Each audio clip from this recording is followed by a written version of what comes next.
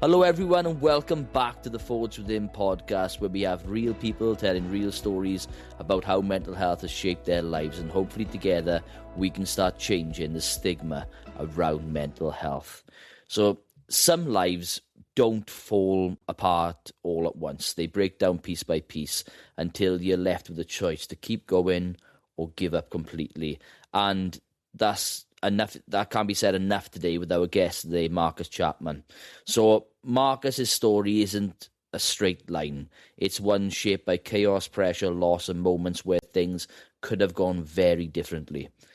From growing up in a difficult environment, to being misunderstood and struggling with anger from a young age, to finding himself pulled into situations involving violence, drugs, and survival. His life has been anything but simple, but what makes this conversation incredibly important isn't just what he's been through, it's the fact he's still here. And at one point, he had to make a decision whether he was going to carry on the same path or change his life completely. And today, on this podcast, he's chosen to talk about that in general. So, Marcus, I really appreciate you being here today. How are you feeling? Yeah, I'm feeling good, Sam. I appreciate you allowing me to come on here. I'm very excited about talking about this. I think it's going to be a good discussion, and I'm hoping that there'll be a lot of youngsters, male or female, that'll be able to relate and take time to look into their lives and see if there's any changes that they can make from hearing this podcast. So I'm excited. Oh, fab. But I think I've just a bit of backstory how me and Marcus know each other. When I started talking openly about my mental health, I was on TikTok a lot, and we were part of a DSD community where we would have daily logins where we come on and have open sessions and talk about our mental health. And it was an incredible period because it showed the togetherness of a community. Unfortunately, over time, as Marcus will say as well, everyone went off in their separate ways. Some people were part of it that kind of weren't there for the same reasons as what we were there for, and it kind of fizzled out. But it's incredible to see where everyone is, and it's incredible to hear your story today. And I know from experience and knowing bits about you that people really are going to learn a lot about you and about how to manage these situations. It's a massive thing at the moment back in South Wales with some of the aspects and topics we're going to cover today. And I just really appreciate you coming on and being 100% honest with us. Yeah, no, it's no problem, man. All right, Sam, I can't wait to get into this. Okay, so what we'll do, we'll start right at the beginning like we do every single week. So the first kind of question I want to ask is, what was your life growing up in Lowesoft? What was it like growing up for you? Well, it's a seaside town. It's a little seaside town. It used to be a good fishing industry. The fishing industry ended in the 90s when when I was born. Um, Not much to do. It's governed by two estates. There's the Witton and then there's the Gunton. So it's two main estates where I live. My upbringing weren't too bad. Obviously, I wasn't rich or anything like that. It's quite poor family. No one owned our houses or anything like that. But we made do with what we had. I was a very sociable kid. Um, as a youngster, used to go around playing manhunt, building tree houses. We had a good amount of woods around us. So, I done all the typical lad stuff. That you would do in the 90s. Kirby. Yeah, just I used to live on a road that was a circle, so there was only one way in, and then behind us was the cemetery. So as a kid, all the kids were around on that road. We all hanged around together.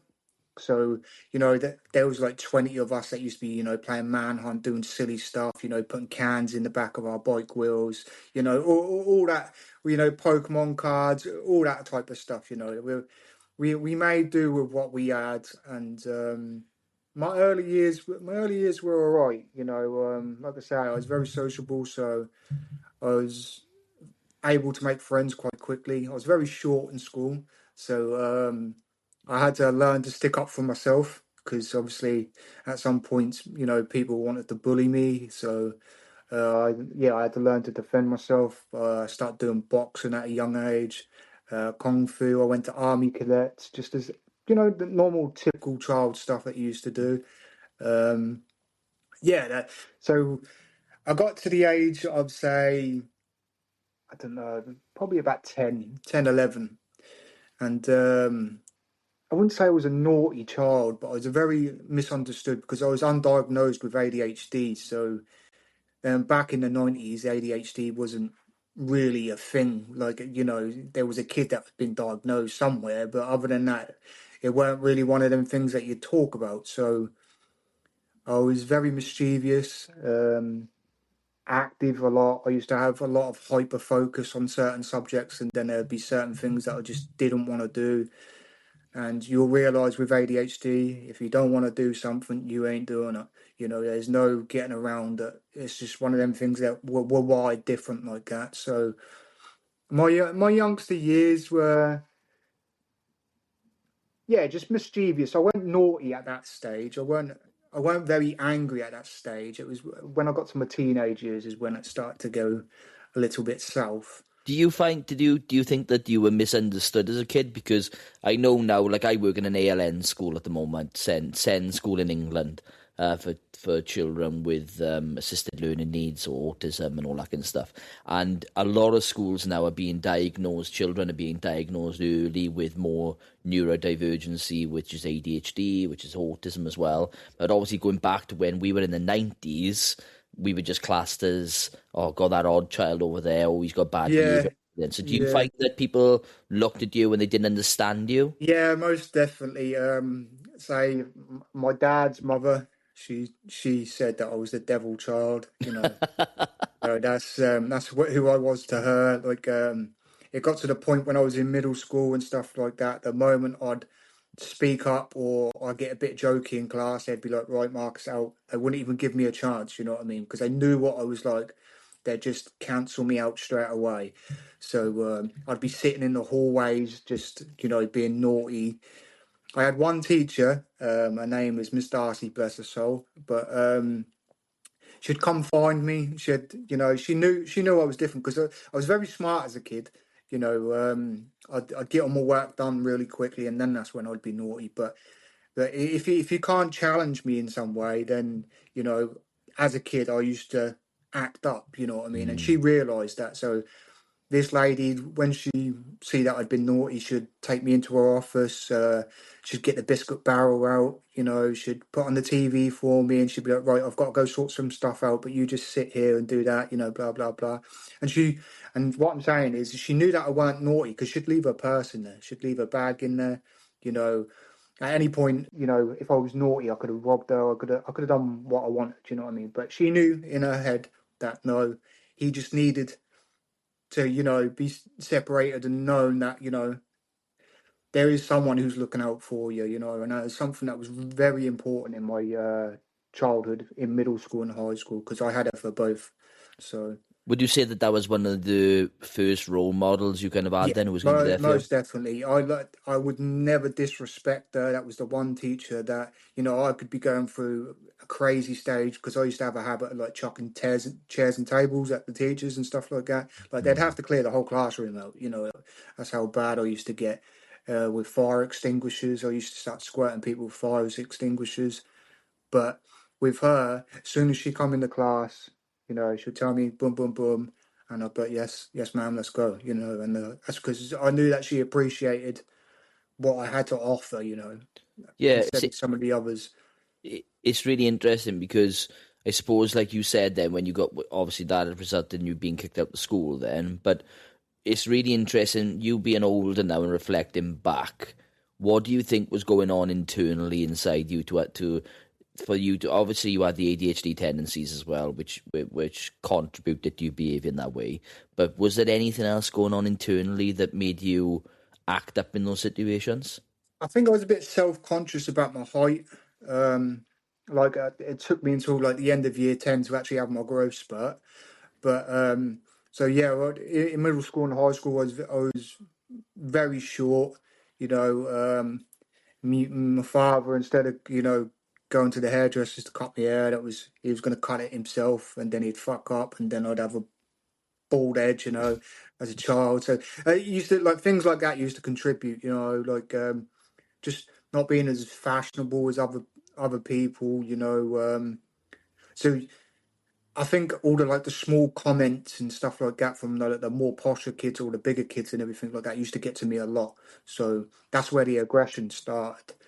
That was, and then I had nowhere to excel this aggression. So I had a love for sports. I've naturally been okay at most sports apart from rugby, but yeah, most sports like football I was pretty good at. Mixed martial arts I weren't really about them, but like kung fu, boxing, and everything like that I used to excel at. Going to army cadets I used to love it, but it was never something that like my parents kept to, because I come from a broken home in that aspect. My Yeah. parents they split up when I was about, I think, 5 or 6. So obviously every weekend I was hopping from each parent, Mm. and they didn't have a bad relationship, but they didn't have a talkative relationship either. You know what I mean? So there was never really any discussions between the two of them. It was Yeah, just set. You go to your dad's this weekend. You're back at your mum's, and then I went to live with my dad, and then vice versa. it's difficult because a lot of discussions I have with people when we talk about the impact of having the father figure at home and having the broken family, it's surprising the impact that makes and has on people, because the mother's trying to be the mama and dad, but then when you're leaving that, then you go into the father again, and that time is precious. So it's really, really difficult, and it's a bit like, again, it is sort of like a trauma aspect, because you are craving that attention, but then if you're not getting it as well, it allows you not to develop negative coping strategies then, and how to Yeah, deal and exert your feelings and stuff. and I think that's why when it comes to the sociable aspect of like my friends and I think that's where I excelled at, because obviously I didn't really have that too much at home. Mm. Like my dad was very strict, whereas my mother's quite lenient. Um, So yeah, where I weren't getting that support at home, I looked for it elsewhere, obviously. So Mm. that's where obviously the friendship group started, and then the mischief and stuff like that. That's where it all started and formed from. But with you mentioned then, obviously, so how old was you when you got kicked out of school? Well, I got kicked out of 3 different schools. So Three different schools. yeah, so I middle school I ended what was it, a year before you went up to high school. I got kicked out of the first middle school. And then I went to the second middle school, and then I went to high school. I got kicked out of high school in the middle of year 9, so that would be the first year of high school. And then I went to another school there where I had to bike to school, and I was only there for like 2 weeks because I ended up hitting a head teacher, and he expelled me straight away. So and then I went to another like kind of more of like a naughty kid school. It weren't really a school; it was more of a. It was called the Old Warren. So it was, yeah, it's just where naughty kids went to do a bit of learning, if you get what I mean. And Yeah, we call them PBU, so personal behaviour units back here yeah, so I in went Wales. there for a bit, but because there was so many naughty kids there, and obviously I wanted to learn, I just couldn't in certain environments. So I just thought this Mm. was useless. You know what I mean? I'm not going to this, and so I stopped going to that. And it was Miss Darcy yet again that she allowed me to come back and sit my exams, and then she managed to get me some work experience at an engineering garage. So while people were at school in year 11, I was just doing work experience at a garage, thankfully to her. Mm. So Oh, that's again. It just shows the importance of having a role model in other aspects in your life, because once you've got that, at least you've got someone to guide you and lead you the way. But you mentioned about obviously being into sports and fighting in sports, and I know that's a really big passion of yours. So, it's- what did fighting and those sports give you at that time that you weren't having in other situations, because you were excelling at them, but obviously that was yeah, one. but yeah, like say for an example, boxing is it's not all about the actual fighting. It's more of the discipline, the routine, the confidence boost. It was all these things that come into play. Where where I was angry, I was able to get out, but not in an angry way, because Mm. the coach wouldn't allow you to get out in an angry way. Because say for an example, if I'm having a day where I'm very angry and I go boxing, at first for the first like half an hour or whatever, I'd be very aggressive. You know what I mean? And it made me, how could I put it? It made me like we'd do a little bit of sparring, and it beat me up because I'd be going in aggressively, if you get what I mean. So where I'd be making mistakes with just pure aggression, he was making me realise that if you do that, you're going to get slapped around your head. You know what I mean? So like, Mm. it was one of them type of things that it made me think that, look, you can't fight in aggression. If you fight with aggression, you're going to lose. You know what I mean? You need to fight calm minded. So it made me realise that I have to turn that down and switch it off, and go a different way about it. I think that's one of the things I really appreciated, because, like I say, at that point I didn't know how to deal with it. I had no idea how to deal with my aggression. I was at the point where I was calm, calm, calm, calm, boiling point, boom, it's off. And I was always like that as a kid. Uh, Say for an example, when I'd been jumped as a kid, as a teenager, I'd just run home and go get a knife and start chasing people down the street. That's what I used to be like as a teenager. Like, right, you may have just beat me up, but I'm now going to go get my get back, if you get what I mean. And so I did not know how to deal with it at all. So I was a loose cannon. I was just a kettle ready to pop. You know what I mean? Yeah, and I think that's an all too familiar thing that, like, I live back in the valleys, so I live in, and the valleys is a massive lot of, there's a lot of deprivation back here. A lot of people get caught in those kind of violent traps. And I think a lot of it comes down to support.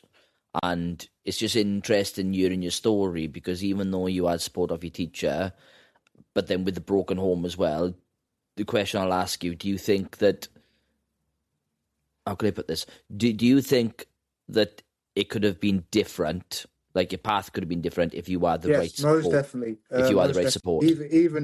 Even now. It's, I don't like to hold any bitter or resentment, because I try my best not to, you know what I mean? Mm. But I know full well deep down that, if I would have had someone who would have took me to boxing every week and stayed committed to taking me to boxing every week, I could have took it really far. I know that people around me know that, even to this day, I still live in the same town. People, they know of me, not just for the bad reasons, but they know of me for the good reasons as well. You know what I mean? So a lot of people tend to leave me alone, because they know, if that makes sense. You know what I mean? They Mm. they know, like, I may be going through some trouble or whatever, but I'm ready to rock down if need be, if you get what I mean. So Yeah, no, I understand that. It's just it's amazing to hear you reflect back on it to say, well, that could have happened, but it's also important to realize that you've said, okay, that's not going to hold me back anymore. yeah, yeah, But obviously it did for a while, because it's that kind of, like, even when I play badminton for Wales and stuff, I still, for a long period of my life after I finished, was like, I could have gone far then. And it held mm. me back for so long until I went, well, look, that was then, this is now. So let's just focus on now instead of worrying about what happened back then. Yeah. I was very angry for a good while. You know, at at my parents, mainly at my dad, but yeah, I was very angry for a good while about it, because I just sat there and thought, like, that could have been my thing. That could have been something that I could have really achieved at. Mm. So for me not to do that, I'm just blessed that I have three boys. So obviously, I hope. Well, I know anyways, but my youngest, he wants to be just like me. So, like, it's nice to know that he's ready to do that stuff. So he's 8 years old now, so he's ready and game for it. So that's why I'm a bit, like, lightened up about the whole situation of it now, because at least I've got my heart and soul and my love for the sport. And it Yeah, doesn't have to be boxing; it can be whatever he wants. But um, I know I've got somewhere to put it now. I know what you There's mean. there's there's somewhere to put it, so that's a good thing for me. So obviously we've gone through the school environment. Then you've been taken out to school. You're doing the work experience. But I know then that when that consistency started changing, things started shifting towards like drinking, drugs, and the wrong crowd. Yes. So do you want to talk more about that? Yeah. So it started just like how any other teenage kid starts. You're at the park with all your mates. You got the music on. You go on halves on a crate of beer. You're getting your 10 ciggies, going halves on it. Just all that stuff.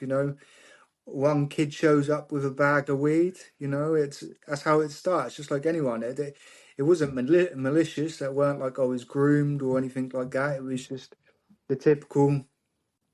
You know your parents were fine with you being out, as long as you were in before the lights went out, or you're not in too late. We just all sat and had a laugh, and then you realise, you've got your group of friends in this park, and then there's another park somewhere else with another group of friends, and then they start colliding every once in a while. And then all of a sudden, someone who's got a problem with you, you've seen him walk home, so you and your pals are like, let's, go have a word with him, and then that turns into a little scrap, and so on and so forth, and it kind of, I wouldn't say it escalated quick, but like I say, the where I live is governed by two estates, so obviously one estate thinks they're better than the other estate, so there was already that rivalry there. So we were having postcode wars before there was actually postcode wars, So it was one of them type of environments. It never used to happen. It didn't used to happen all the time, but there was things, say, for an example, like Halloween. On Halloween, there used to be about 100 of us that would meet up at a pub and would go egging and would demolish whole streets. Get to the point where we'd run out of eggs and would be like trying to topple cars and stuff like that. And the police can do nothing about it because there was so many of us. So they would just literally just trail us until like it got to a certain point in the night, and the less known ones would go home, and then that's when the police would be like, right, we've seen the main ones, we're now going to grab these all up. You know what I mean? So. Them situations started to happen where I was getting brought home by the police because of something stupid, or something had happened at one of the youth clubs that would go to. So that's how it started, really. Just normal stuff that kids go through, and then it started to happen every single week, and then obviously everyone come out of school, and it become house parties. That's when the house parties started. And then that's when, obviously, other drugs start to take its place. It weren't just cannabis or alcohol. It started to be like coke or methamphetamines, or ketamine weren't really a thing back then.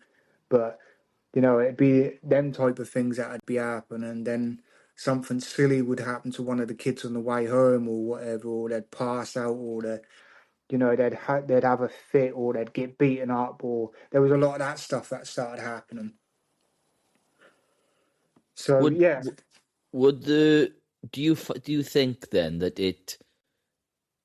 I think looking at that, obviously, when you come out and I'm trying to go always reflecting back on those role models as well. Do you find that being part of that network, even though there was all of these things going on, like a bit like a kind of like postcode wars or gang warfare or something like that? It's not nothing that it's at that extreme, but do you find that was that you acting out in a way that it was your way of coping, or was it your part of being part of something and feeling accepted for who you I were? think it was a bit of both. Yeah, I think I was always coping with stuff. Like I say, when you have ADHD, but I don't want to toot my own horn here, but I'm quite intelligent, but so I'm quite aware of my surroundings and stuff like that. I'm not. I realised quite early on that a lot of the stuff that I was doing, I shouldn't be doing. I wasn't one of them people who just done it and didn't care. I always cared. You know what I mean? So, but yeah, then I was a part of something. My best pal was one of the main people around this area. You know, he was the guy to go to. He was the tough nut. You know what I mean? So, you know, our group was, you know, we were the main people, if you get what I mean. Like, so that comes with, I wouldn't say a reputation, but that comes with a bit of stigma. You know what I mean? A bit of oomph, a bit of, you know, I can walk around and do what I want. You know what I mean? Because no one Like will tell me. Yeah. credibility then. So yeah, I think we all attached ourselves to it, and because of the group that I hanged around with, we stayed together for quite a while.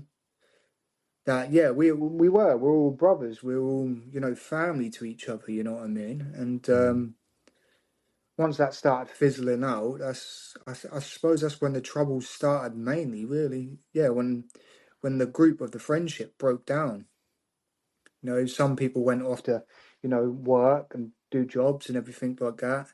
Some of us went off to prison. Some of us become drug addicts. You know, everything just started fizzling out. Everyone started going their own ways a little bit. You know, some people got a bird and then she got pregnant, and you know how that goes with your first girlfriend and stuff like that. They kind of like take you away from your mates, don't you? You know, so there was all sorts going on. There was also all sorts of reasons why people were leaving, you know what I mean? And I think that affected some of us more than others, you know? So, Yeah, 'cause you mentioned about you said about people going to prison. You mentioned about your best mate going to prison at 17. But what did that do for you then at that time? yes. So, obviously, most of them were family on my dad's side. They've all been in and out of prison multiple times through just being naughty little fuckers, thieving, you know, fights, antisocial behaviour, all that type of stuff. So, and then my best friend, yeah, he he put someone in a coma with a baseball bat. So yeah, he had to 10 years, and he done about 4.5, 5 years. So within that time, obviously, I'd lost my best pal. We were with each other daily. Like I mean, like every single day. You know, you couldn't see one without the other type thing. You know, so with that gone, at first, a lot of people obviously turned to me as in, you know, it's time to badmouth my friend and let's get him. You know, so there was a few fights that had to happen. There was a few people that, you know, when me and my pal were together, they wouldn't say anything. But now I'm on my own. You know, they had a lot of stuff to say now. You know what I mean? Especially with me being the smaller one out of the two of us. They thought they could. So there was a few situations where I had to deal with things that weren't my fault. It had nothing to do with me, but you know, I had to deal with them, and you know, it was what it was. I tried to go back to boxing at that point, but at that point I had started smoking weed quite heavily, and then that's when I got with the first baby mother.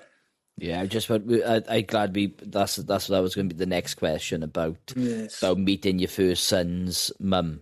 And I just wanted Hmm. to ask. I know that relationship was, and we'll get into that. You know, you want to talk about it as well. But what was that like? Because sometimes when we get into relationships, we think it's all brilliant at the beginning, and then obviously things start after like a month or two. We start realizing, oh, actually, what's happening for you? But I just wanted to talk about what it was like at the start for you. Yeah, at the start it was one of them things that I actually she fell pregnant the first time we slept with each other. Um, I'm pretty convinced she knew what she was doing.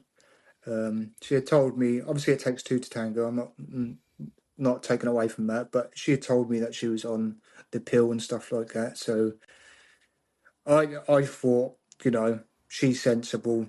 I got nothing to worry about type thing. So it was literally for the first month. It was just, you know, every other day or every couple of days, you know, would be out, we'll go do something, we'll go around, watch movies, you know, just a typical, you know, first relationship of you don't know what you're doing, but you know you're fond of that person. You know, I wouldn't say it was love because it weren't love.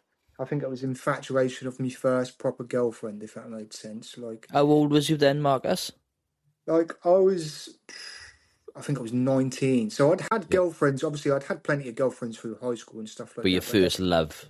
but yeah, it was one of them things that like I wouldn't say love, but it was the first committed relationship. You Mm. know, that, kind of, I was going around our house. We were actually spending time, quality time together. Instead of when I was younger, I had the girlfriends and stuff like that, but that was as a group. Mm. So, it weren't just me and her all on our own all the time. That was as a group of people that would go out and everything like that. So, yeah, I'd say the the turning from a boy to a man started at that point. So I think that was what I was trying to do. I was trying to become a man, if and try to prove to her, I guess, that I'm not just a little boy. I'm a young man trying to turn myself into a man. So I think that's where the commitment of me first started with it all. Okay, yeah, and I think it's important to realise that with my wife, we got together in the January, and then by February, then she was pregnant, and all my mates, and she's older than me as well. My wife, she's 12 years older than me. Mm. And a lot of my mates, when I first started, were like, "What are you doing, Jermaine? She's way older than you," and it just doesn't sound right. And I accelerated things very, very old fashioned. Asked to get married to her then. So within less than a year, I'd moved out of my hometown. I'd taken on two of her sons as well as a stepdad, and also took the house on and had a baby and got married. Okay. Luckily, Yeah. I know, so it was crazy, right? But luckily, that was literally 12 years ago. Mm. And we're the best we've ever been. But it is difficult when you bring a child into the world very, very early on. You want to make things happen because subconsciously for you as well, you coming from a broken home, so you want to make sure you want to make it work, and Yes, that was one of the main points, and that's why I allowed a lot of what we're about to talk to happen. So obviously, I was with her through probably about, I don't know, a month when she got pregnant. Um, we done the whole situation that you were just on about. We got a flat together. I realised obviously I'm going to be a father, um, and it wasn't until she started getting heavily pregnant did I then realise that she had another kid, and she had another kid that was taken off her by her mother for a special guardianship. And it turns out that her and her ex-partner were very violent towards each other. So she hadn't told me any of this. So obviously I was new to that. mm, So at first, obviously, I thought I was the knight in shining armor and she was the victim to everything. So that made me want to be a father even more. Like, oh, I'm going to take care of her, I'm going to take care of the baby, boom, boom, boom.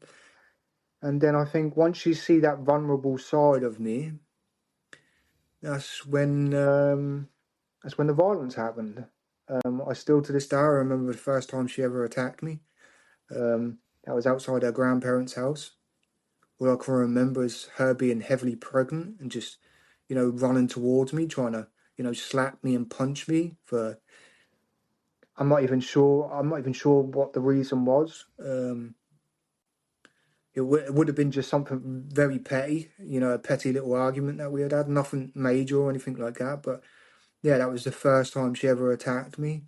And I put it down to, well, she told me, but I put it down to hormones, you know. mm, Oh, maybe she's just very hormonal and she don't know how to control herself a little bit. But so, and that's what she had told me, oh, it's more hormones, blah, blah, blah. So, that happened a couple of times. And then when my son was born, I had to deliver my son in a flat. So, you know, she had to go on all fours. And then, had to get the towels and everything out, and the ambulance were on the way, but they didn't know what the road and how to get up the street and everything like that. So, the baby's head was crowning, and, it was one of them. I had two of my mates that was sit in the kitchen, just like laughing their heads off, just because we had been smoking some weed outside, so they were sitting there giggling. And yeah, it was me in the front room with. That's quite funny actually because we had like a big 50-inch television, mm, and so I'm, you know, got her on the floor, legs open, water and blood splatting out and everything like that. Baby's head crowning. And guess what Yeah. was on the TV? Mrs. Brown Boys. Oh, So, no way. yeah, so we had that on the TV. So, and then my mates were like kind of like poking their head through, like, can we do anything to help? And I'm just like, no, I don't even know what I'm doing myself. You know what I mean? So, Yeah. like, thankfully, the ambulance managed to get up the stairs just as the shoulders were then coming out. So, because they had to like flip him upside down Yeah. because he was coming out the wrong way or whatever. So I don't know how I would have dealt with that, but we managed to deal with it. And we had to stay in hospital for a little bit because she had chicken pox at a point. So we had to make sure that obviously the baby was fine, blah, blah, blah. And then, yeah, when we come home, obviously she got back to normal. And then that's when the real violence started happening. There was plenty of times where she used to lock me in flats. She used to pull my hair. I've got loads of like tiny little scars just from like claw marks and stuff like that. Um, I've had like rolling pins whacked over my head. You know them big glass ashtrays? They're Yeah. massive. I've had one of them twatted over my head. Um, loads of things, and obviously I'd. I'd never I got to the point where I used to have to bear hug her to stop her from like clawing my face up and everything like that. But it got to the point where neighbours were like in the letterbox, like, I've rang the police, you need to stop this, rah rah rah. The police would always come. They'd never arrest her. I never really tried to get her arrested. I just wanted to get out of that situation at that point. So the police never really done their job. They never used to write the stuff down. They used to, just come see, oh, okay, we'll take you to your mother's or something like that if you want, blah, blah, blah. So she was caught actually one time. She was upstairs in her bed. This is one of the times when she had got all my stuff and chucked all my stuff out the window. So I had all my clothes all out on the street. And the police officer come up the stairs and she was sitting there clawing her neck up, trying to, put all marks on her neck and everything like that. And even then, the police didn't really do anything. They just offered me a lift home. They could see all the blood scratches and everything like that all over my face, but they took it for like tit for tat. I was just an argument, with a bit of violence or whatever. So It's a real big thing at the moment because there's a bit of where it's like double standards because mm-hmm. I think what's happening now within this transition period where men are now showing their vulnerability. They're showing that this happened to me and I'm okay to talk about it, whereas before people didn't talk about it, and then the men would heavily. And again, there are some very abusive men out there. No, of course, My yes. my auntie was in an incredibly abusive relationship as well, but there are also incredibly abusive women, like in your situation. Yes. And again, it's difficult to ignore really the fact that when a man does something, you're automatically criminalized for what has happened. When a woman does it, it's not met with the same consequences. No, So, exactly. but it's not just the physical. I know we'll talk about that as well. It's The not mental, just yeah. it's the emotional Yeah, she never abuse as really well. hurt me. Obviously the stuff hurt, to get what I mean. But yeah, it was the mental stuff. I can remember, like, when she had chucked all my stuff at the bedroom windows and stuff like that. I can remember just sitting on the stairs, just crying my eyes out, like, what have I done? You know what I mean? Why am I in this situation for? It really affected me. And then just like you say, from the other point as well, where there are very abusive men, and then there's me. You know, she's doing all this to me, and I won't even twat her back. You know what I mean? Because Mm, it's why I didn't mean not to. You know what I mean? So mm, that's why it hurts me so much when people talk about like men abusing them, and I'm just like, look, if I could take what I took and I didn't react, you know what I mean? Then these must be some devils doing what they're doing to females. They're not good people. They must be devils. Because if I can do what I done, and all I've ever done is kind of like just bear hug her and like hug her tight, like stop, please stop, then being on the other foot, I just think they're scumbags, absolute scumbags. But like I say, because she portrayed afterwards, because the reason. it got to about my little boy was 14 months, and my partner ended up attacking me in front of a couple of my friends. And it was at that point that I was very close to hitting her. And it was at that point, and that point in time, I knew that I had to get out of the relationship, because there was no more taking these hits. I was taking these hits every single week. And like I said, it wasn't just the physical, it was the mental. It was the mental stuff. It was the, oh, I'm sorry's afterwards. It was the, oh, let's be a family. No, everything's fine. I'm going to do better. I'm going to go talk to some people. You know what I mean? Me believing that. Me wanting to believe that, That was all them things, the false hope, and it turns out that she was cheating on me as well at certain points. And I'm thinking, why not just leave the relationship? If you were that unhappy and you were attacking me and you didn't want to be with me and stuff like that, and why not just leave? We could have gone about this very amicably. Like, you could have had your money, or could have had my boy on the weekends and everything like that. I could have been helping you out with whatever you needed. But unfortunately, she was a very, very spiteful girl. It's because she wanted to be spiteful. She wanted to be evil.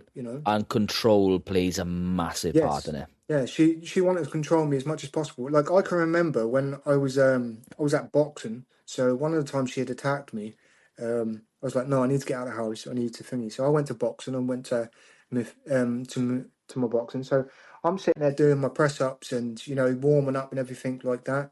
And her and her mum come storming into the boxing gym. All my clothes bagged in see-through bags. She just lugged them all on the floor and started mouthing off, going this, that, and the other, rah, rah, rah, proper just trying to embarrass me as much as possible. And it was my coach that, schooled her on that day, because, he told her, don't ever come in this gym thinking you can do this to this young man, you know what I mean? Regardless of whatever lies you're spouting right now, he's in this gym trying to take out his aggression in a good manner, you know what I mean? And I think that was, her mum realised at that point that, hang on a minute, I don't think Marcus is as bad as, the daughter is making out to be, you know what I mean? So, that was when her mum started taking a step back as well, realising, nah, she hasn't changed at all. So, and because the mother was happy having her first child, because they didn't have any kids and she was a lesbian, so she didn't have any other kids. So yeah, so she was happy. Obviously, she wanted a son. She didn't have any sons. You know what I mean? So once she got that through the special guardianship, she was ready to just hop off. And so she didn't help the situation at all. There was no parent telling her, you're doing wrong, blah blah blah. And she used to live with her grandparents, so they were a bit older and a bit numb to the whole situation and what was happening. You know what I mean? So yeah, once I left her when my son was about 14 months, that was when on every single social I was hitting her, I was hitting my son, I was being abusive, I was a drug addict, I was an alcoholic, I was this, I was that. Any possible thing that you could say to, put someone at a point of being disgraceful or whatever, she had said it. She'd tell whatever lies she could to anyone who wanted to hear, and yeah, it made me feel really, really bad, like I've been quite a nice guy about all this. I've tried to do all I possibly could, and now I've finally got out of a relationship. You would think that things would start to get better, wouldn't you? But no, that's when, like I say, when all the lies happen, and then people start to look at me differently, and that's when I decided to go to court, to the family courts, and this is where obviously the depression starts to seep in, because the family courts are not what you think they are. So I would get to the point where my first case, she would get every single court hearing, she'd get it adjourned for some reason. There weren't a certain letter that's been signed off. Her kid was, my boy was ill. She didn't have transport to get to wherever we needed to go to. So there was a lot of adjourned hearings where she could just get away with stuff. So I'd have to wait another 4 weeks for another court hearing. So that was even more time that I was spending away from my son. So by the time it got to the point where the court would actually allow me to see my son, I now had to see him in a supervised contact because he was a baby, and I had spent so much time away from him. So I was having to go to a supervised contact place and watch people watching me on how to be a father, and that really hurt me. Like our social worker that was involved with us, because we had to have a social worker involved with us from the get-go because of her past relationship. So and the social worker was younger than me and she didn't even have any kids. So like, how does that work out? She's reading from a book telling me how to be a parent when she's not even a parent herself. Yeah, I just think there's an awful lot of this going on at the moment. I try to stay sitting in the middle of it all, but there comes a moment where it's embarrassing, really, for these for the law system basically to try and justify their actions based off the fact of whether you've got what's between your legs. And that's it in a nutshell, really. If you're a man, but it looks at you, I bet it's incredible to look at the statistics on how a man is treated during the court system to what a woman is treated like at the moment. And what during that process, you had left, obviously, and the baby's still there, right? Yes. Just to highlight this as well now. Knowing that was her past, did the baby stay with mum? Yes. So she had a criminal record, boom, boom, boom, boom, boom, boom. Got no criminal record, so... Fucking crazy. It's absolutely, with her. Yeah. She got legal aid as well. This is the other thing. She got legal aid. To this day, I have no idea how she got legal aid because at that point you could only get legal aid through domestic violence. I haven't been violent towards her. So how did she get the legal aid? I think that she lied to her solicitors and her solicitors managed to twist her. And, because I was young and naive and didn't really know much about the court system, I didn't challenge her. So I was a young lad then having to find money, and we'll go into that in a second, having to find money here, there and everywhere to pay for court fees, for, transport, for things for the kids, for his birthdays, Christmas presents, to show that I was actively trying to do stuff. And same thing with Kafkas officer, she managed to get an injunction out against me. I didn't even know what an injunction was. So I went to court for it, and they were saying that, why don't you, the Kafkas officer was saying to me, why don't you just take an undertaking to say that you have no intention of going to a house or blah, blah, blah. And I was like, yeah, that's fine. I have no intention of going to a house. When really I should have challenged that whole thing, because that means that injunction still stood. So that means that I can now not go to a house or anything like that, even though I hadn't said that I was guilty of anything. I took an undertaking to say that I have no intention of going there, but then the injunction still stands. So, like, me being unaware of that, she got that renewed every single year, just through nothing. You know what I mean? So, like I say, when we weren't in court and she was getting all these adjourned hearings, I couldn't go nowhere near her. So I had to spend that time away from her. She used to walk past me with my son. Our town is a very small town. So she would be with her new boyfriends walking past me, smiling and giggling, having her little words or whatever. And there was nothing I could do about it. I couldn't stop her. I couldn't see how my son was, because she'd just ring the police. And then I'd get in trouble again. Yeah, and there was many times like that. She had lied. I can remember one time we were walking through town and she was come back. There was a point where we had to cross paths, and like my son was right in front of me. I couldn't not say hello to him, you know what I mean? He was then two at this point. So, he knew where I was. I'd seen him at the contact centre and everything like that. But, so he knew who I was. He'd seen me. He was like, Dad, you know what I mean? And then obviously I walked over to say hello to him and that. She just ran straight into me with a buggy. And then within half an hour, I'd got home after I'd been into town and I'd walked home. Within half an hour of me being home, the police were at my door to arrest me to say that I broke her fingers. Oh, it's insane. It is. And this is, to those who are listening to this now, right? This is a massive topic in regards of there are thousands of men going through exactly the same process of what you're going through at the moment. And there's a misjustice to how men are being treated. And this podcast isn't just for men, it's for women as well.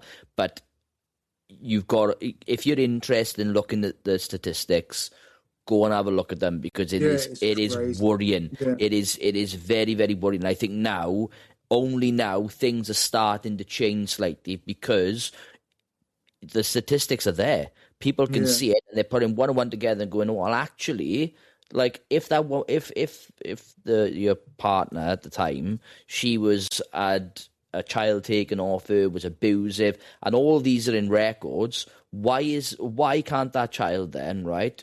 And apparently you're such a monster as well.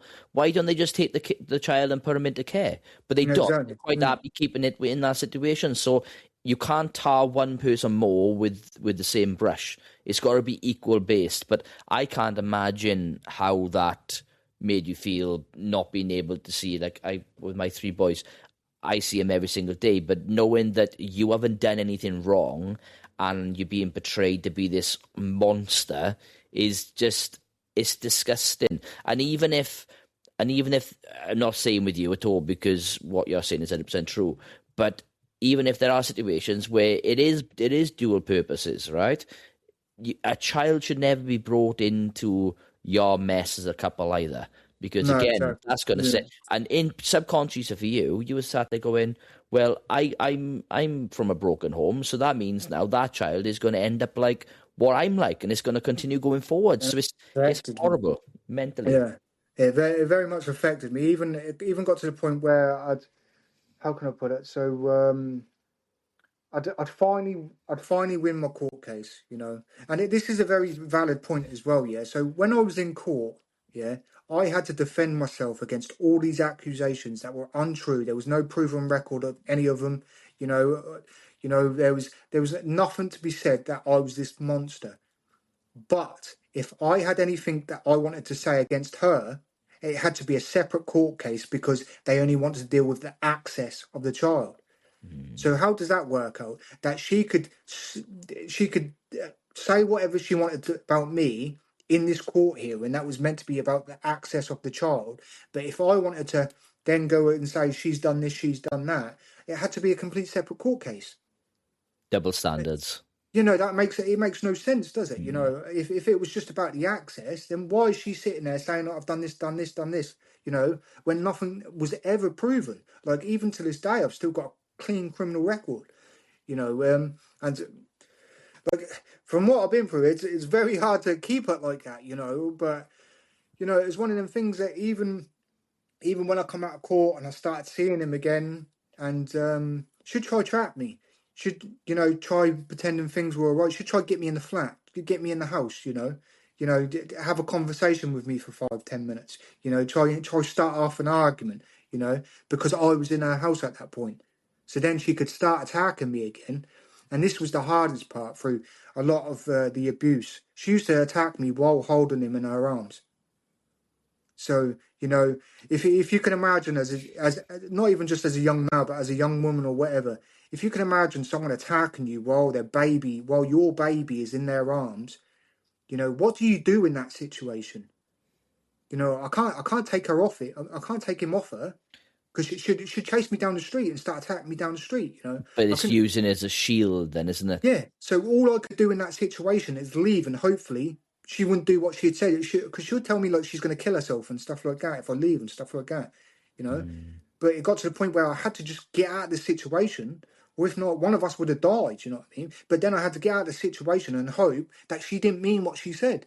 Because now there's an Yeah. unstable woman with my child. You know what I mean? Yeah, the problem with it all as well. Again, we talk this. Again, this is a mental health podcast, and we talk about it's the effect. And for anyone who's listening, when you go through that amount of trauma mentally, of that, what if this is going to happen? What if that happens? I'm worried for my child's safety. I'm not seeing my child. I'm being treated as seen as this monster, and I'm not. Mm. The impact that has on your mental health must be astronomical. It was because like I won't go too far forward, but this girl has 4 kids by 4 different baby dads. So every single relationship has ended up the same. Mm. Even to this day, even to this day, I don't really get on with what she does in her life. I don't have anything with it, but I know through certain people she's going through the same shit with her current boyfriend now. Yeah, it's not fair. It's not fair to the children being brought up in that scenario. And when we talk about generational trauma, which is a massive thing at the moment, those children are all going to be learning them coping strategies all coming from that broken Yeah, home, all because one person cannot control her emotions and then displays it in a way that can hurt people. And it's really, really, really bad. And I know something before we move on to the next part is that in order to survive, and I think this is important, when you went through that court process as well, it was mm. really, really hard for you to survive, and you wanted to pay for things, so you started selling drugs and all that as well Yes, then, yeah? yeah. So obviously, if you can imagine the stress that come with that, I was having to pay with court fees, knowing that if I ever got caught, I'll never see my kid again. You know, so oh yeah, I was having to run around, um, selling all sorts of different types of drugs. Going into shady accommodations, going into shady places. Seeing fiends folded in their kitchen and stuff like that. Just, adults passed out on the sofa. Kids just in like nappies with just rashes all over their body and their face, and just like I say, like one experience that I told you that was the kind of final experience is I walked into some house and the mother was looking to go get some money from somewhere, and the baby was just sitting on the countertop with a dirty nappy that hadn't been changed in hours, had rashes all over his face, just crawling all over the worktop. And I'm panicking, like jolting myself, thinking shit, he's gonna fall in a minute, it's gonna fall in a minute. Do I grab the baby, you know what I mean, kind of thing? Do I put him in, do I have a word with this woman? Do I, you know what I mean? But because obviously I had my reasons for what I was doing, I was kind of, I was quite not blinded by it all because I could see it all happening, but I had to just let it go. But it affected me mentally, it affected me so bad. It got to the point where I was like, I can't do this. I'm not this type of person. I can't be around these characters, these junkies. Even though obviously they're junkies for a reason as well. Don't get me wrong. I don't sit there and look at them as despicable people. You know what I mean? But some of them are though. No, but that must have been incredibly difficult being in that situation It because it was. There's been times where I've gone into flats and houses, and obviously these people didn't want to pay for no drugs. So, there's been times where I've had knives pulled on me. Um, I've had big guys that are kind of like, you ain't leaving this house, mate, until you give me what you got, you know what I mean? And I've been like, oh, what do I do here? You know what I mean? I'm in a corner in some kitchen. There's no way out. I can't get through no windows, or, he's in front of the door. Like, what do I do? You know what I mean? So I've had to just give it up. You know, And what people don't realize once you go down that circle then is that they normally call them like a mule. So you're in that situation where you are selling drugs for someone else, and yes, then yes, if you don't, then if they're taking the money off you, then you obviously you're in a situation where yeah, I you owe. need, yeah, you owe them, and then how Mm, are you going to pay for that money? But ultimately, the thing that's overweighing everything is the fact that you're doing it for your child. But mm. again, so the it's incredible to you that It's a because spiral. of, You know what yeah, I it's mean? just being pushed into that scenario over and over and over again, and you are in pure survival mode. Mm. Yeah, like I say, there's been times where I've walked home and these people knew who I was and what I had on me, and they weren't a coincidence of them robbing me. It was a planned robbery. You know what I mean? It Mm. was someone had told them, and sometimes I used to think it was the people I used to get the drugs off. They wanted me to owe, they wanted to put me in debt because I was good at what I'd done. You know what I mean? I weren't the type of people that was flashy. I didn't tell anyone what I'd done. It was a secret. No one knew that I was a drug dealer apart from people who took drugs. You know what I mean? I was quick, you know. Mm. And when you used to ring me up, oh, can I have this? I need this. Well, I don't want to be waiting. I was at your door within 10 minutes. You know what I mean? I was the delivery service you needed. You know what I mean? Because I had a reason. I wasn't just doing it for a bit of money so I could go on holiday. I needed money for these court fees. You know what I mean? I needed to be sharp. I needed to be awake at 2 o'clock, 3 o'clock in the morning. You know, I needed, as soon as he rang, boom, 2 rings. What's up, bro? Mm. That was, I treated it like a job. It weren't just, me doing it because I wanted credibility or anything like that. That weren't the reason I was doing it for. You know what I mean? You, you So, you mentioned as well that, like, that period, as we just said, you've obviously realised how dangerous this path that you were going down was. it's, Definitely. So, and you also said that people were being sent after you. So, what was that period like? yeah, so obviously, there was certain times where, obviously, my ex-partner would get with a certain individual who's a bit more known on the streets or whatever. Mm. So, where these lies would get told, you know what I mean? They'd see me, they'd give me some shit. Sometimes they wouldn't really do much when they were on their own because, they just weren't about it. You know what these animals are like. They never fight fair. You know, they never fight with their fists. It's always weapon based. That type of stuff. So, there was certain times where I'd be walking or I'd be at somewhere or whatever, and I knew as soon as they come in the door, I knew what was on.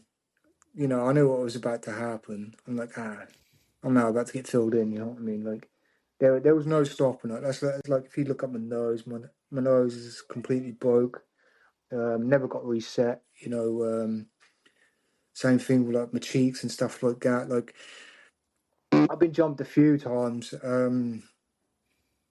All you can really do is try fight back until you're on the floor, and then you just curl up into a ball, and hopefully they don't stomp on your head too many times. It's one of them type of scenarios. But I always knew that even after it happened, and I was walking home, and I was battered and bloody nose and stuff like that, and all scratches from all on falling on the floor and getting dragged around and stuff like that.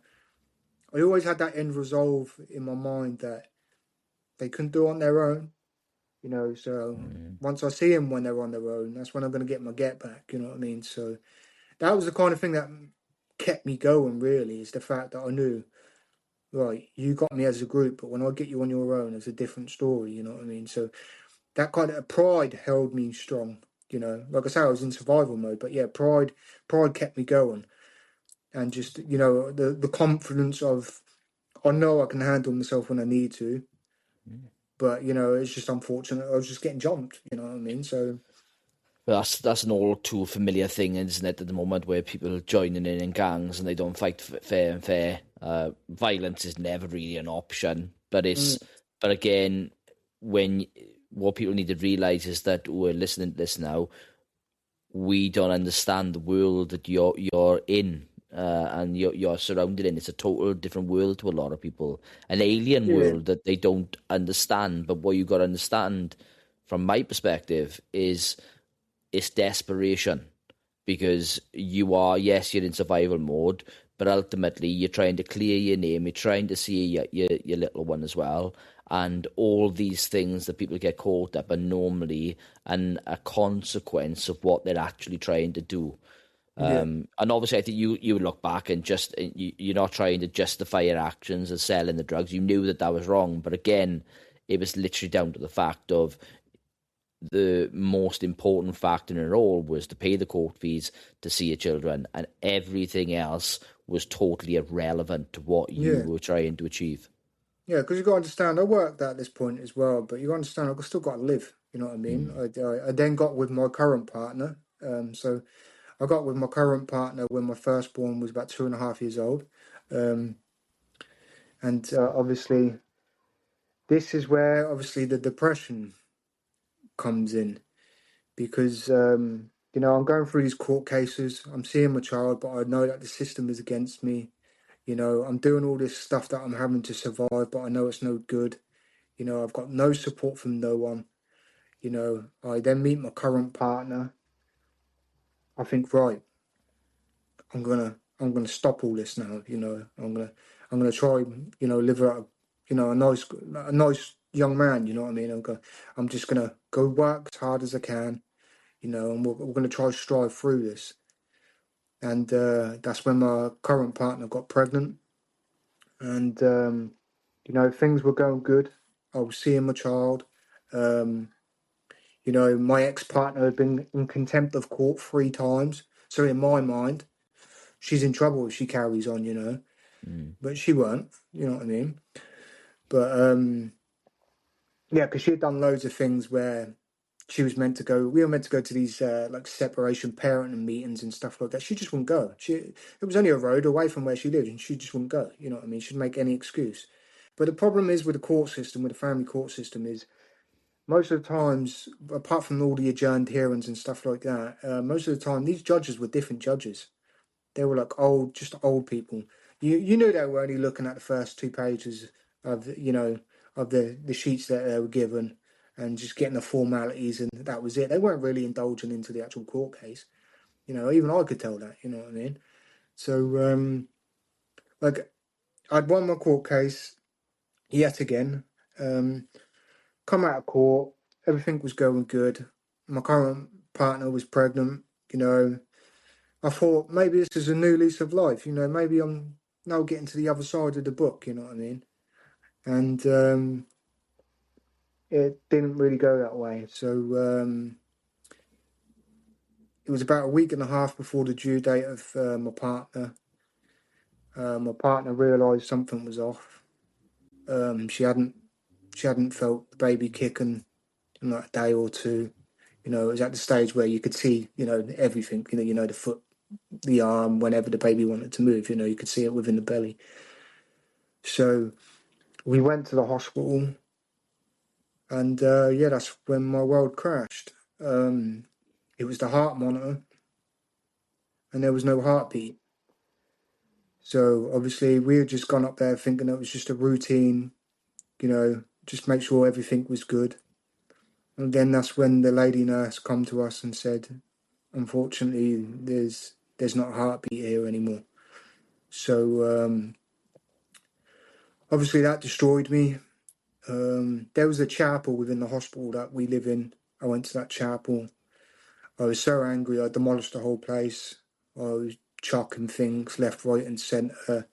There was this lady and this man that managed to calm me down. I was crying on a level that you couldn't even understand. It was crying. It was, when you watch them movies and people like screaming, but they're crying, that was like from your soul type thing, you know what I mean? That was the type of stuff that was coming out of me. Like it was soul destroying, At that point, I thought the world hated me. I thought God hated me. Like, why would you do this to me? You know what I mean? Why would you put me through all of this with my firstborn, and then I had to deal with this with my little girl? Like, and it's, it was one of them things that, I know when we become parents, we really look forward to this, but you got to understand, this was a new leaf for me. This was maybe everything could be set straight, and so when she was pregnant, I was around her all the time. I was making sure I'd do this for her, I'd do that for her. I wanted to, hold the baby at every aspect I could on the belly, I'd fall asleep with my hand and my head on the belly. It was a connection that I was looking for so much that obviously when it wasn't there, it killed me. And then not only that, my partner had to take some tablets that would induce the labour. So we had to go home for 3 days to wait to get induced to labour, knowing that she weren't with us. You know what I mean? So we were like zombies, just in the house. Like we didn't know what to do. We didn't know how to talk to each other. We didn't know how to react. We just had to wait until, the induced labour started to happen.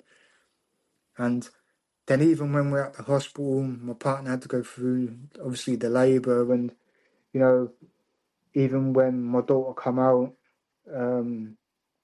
obviously she was a completely formed baby. I couldn't even look at her for a good 2 hours. You know, the nurses were imploring me to hold her and stuff like that. I couldn't even look, because to me that was soul destroying. You know, even now it's soul destroying. This is 11 years on, and it still kills me to this day. You know, like people will say to me about going down to the grave and stuff like that. Like, it's hard for me. Like, she's in my heart. You know what I mean? It's hard for me to get down there, because like I'll go down there, but not as much as you would think, and it's purely because I think about her daily. I don't need to go to no fucking graveyard to think about my daughter. I think about her daily, even now. You know what I mean? So I have visions of her, of what she would look like and stuff like that. You know what I mean? It's just stuff that it doesn't escape you. You know what I mean? There's no getting away from it, and Well, I think that's where the depression really, really set in. And I tried to be strong for a while, you know, because obviously my partner was the one who had to go through the labour. She was the one who had to carry her and deliver her. You know what I mean? well, that's what I was going to ask. I was going to say, what is like that's like just hearing that as well. It makes me feel sick to think that you and your partner went through that, and then obviously to go back home and have to knowing that your little girl wasn't gonna make it through it as well, but going through that process.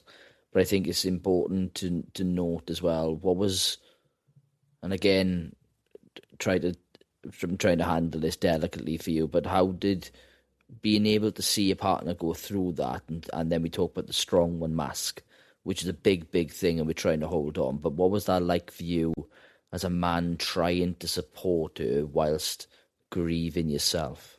Well, to be honest with you, she was the support at first. Like, you got to understand, even at that time, my evil ex was on Facebook saying karma had hit you, laughing at me.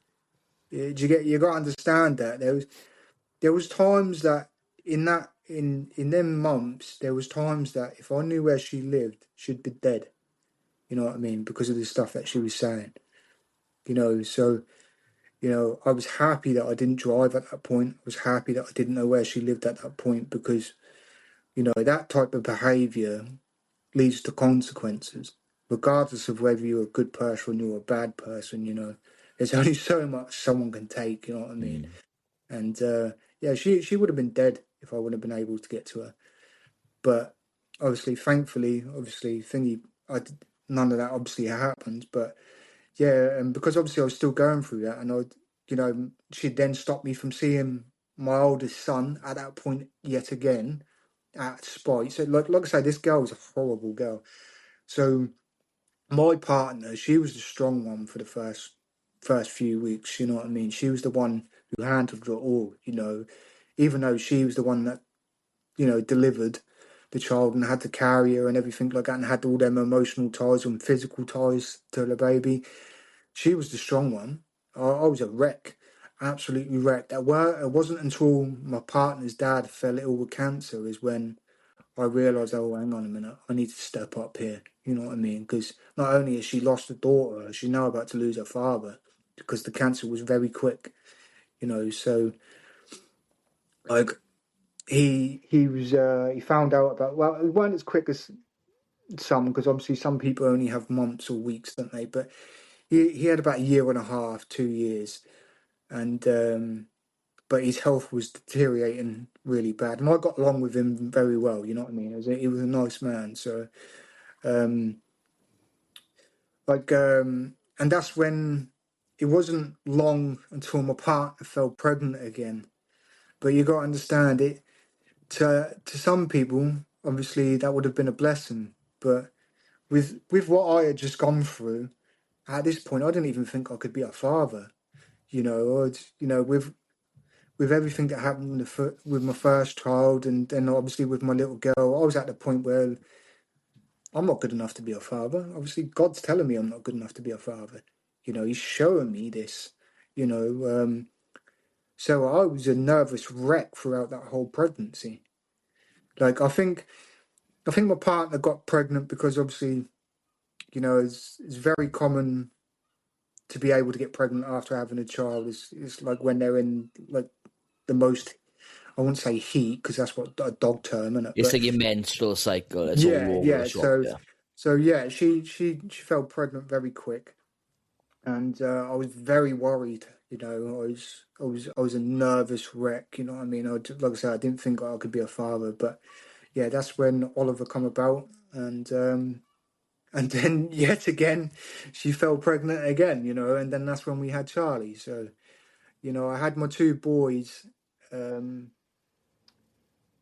A year after each one, so there would have been obviously my little girl, and then you know it was, I think it was like 3 4 months. I think it was one of the first times that we actually connected again as a couple, that she felt pregnant, and then yeah, the same thing happened the next year. So I went through all of that and then had two children with, so all of this had happened within a space of like 6 years. So within 6 years had a child, been getting beat up, having to go through court cases, lost a child, and then had two more children.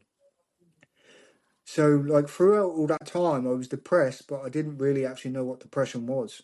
You know, it hadn't really hit me as much as, you know, I had thought.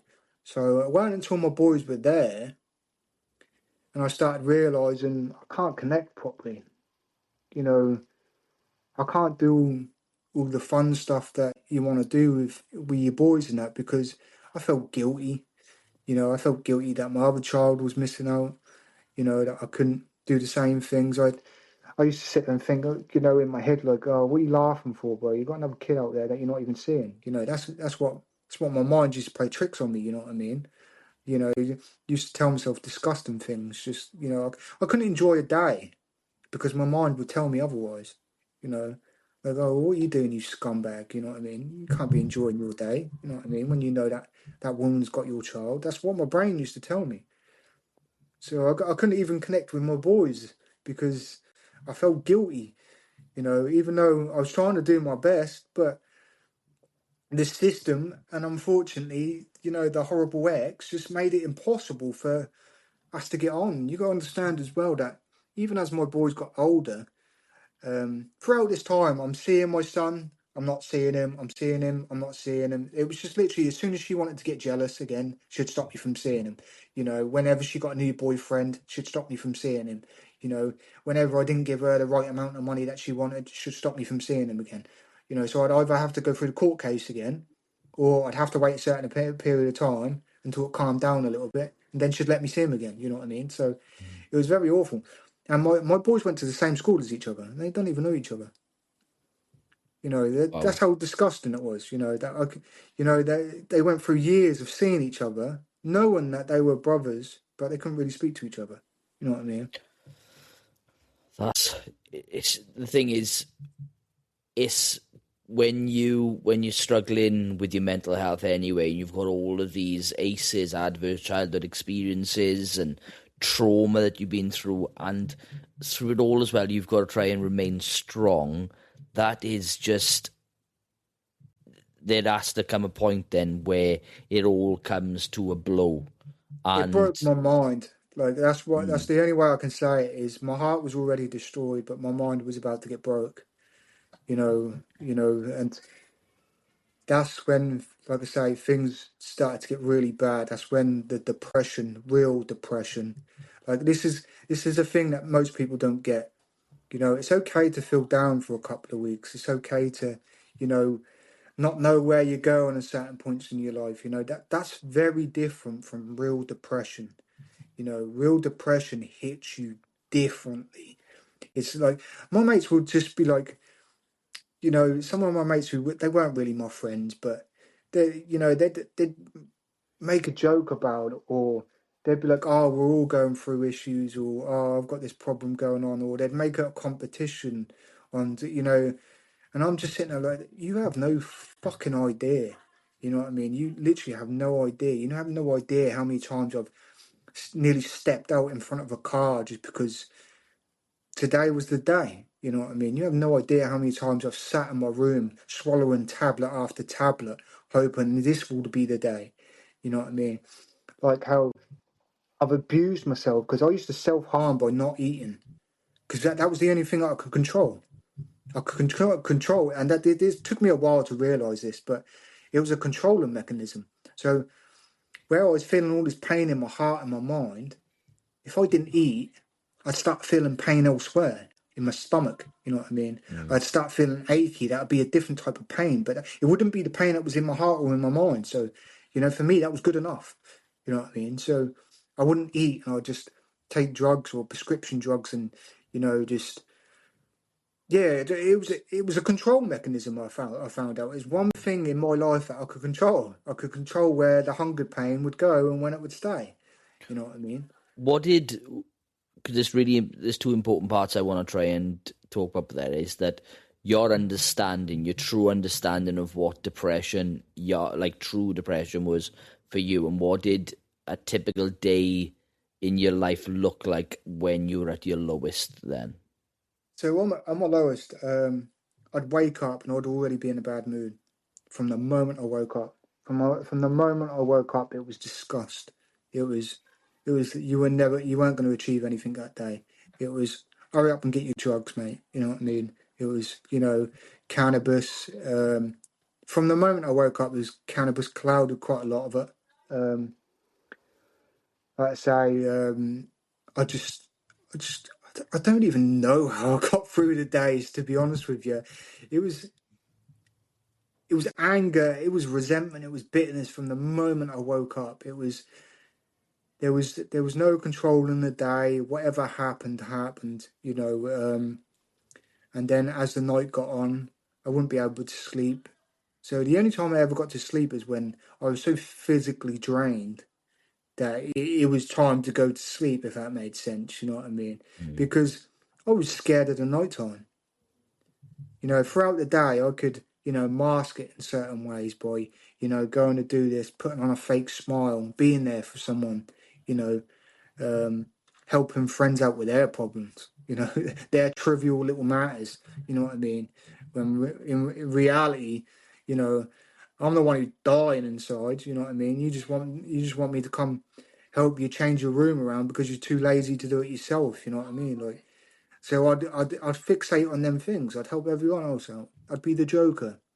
I'd be the one who'd crack jokes, and I'd be the one who would do silly stuff because I didn't care. You know what I mean? It didn't bother me. So yeah, getting through the daytime weren't too bad because obviously I could cloud myself with things. It was the nighttime that was the worst. I was petrified at the nighttime. I was so scared of sitting in that room on my own because that's when the thoughts creep in. That's when you can no longer avoid it. You'd avoided it all day, mate. I'm coming to get you now. And that's what it used to be like. It used to be like a little demon. Like he knew he was coming. I knew he was coming. And then that's when the nightmares crept in as well. Is that Very why? vivid nightmares.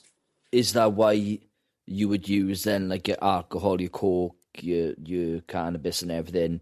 Would you use all that then to escape and just get through the day, and then hopefully just send yourself into that kind of like oblivion where, again, sleep, but it didn't then to a degree? Because for me, a lot of my nightmares of what happened in Thailand and stuff, even now, after all the work that I've done to try and understand my mental health. I'm on medication, I'm on metazapine, so I have that 5 hours to reset, which I've been on now for the last 18 years and everything. But yeah, again, those vivid nightmares and everything, you're not even having refuge then when you're sleeping.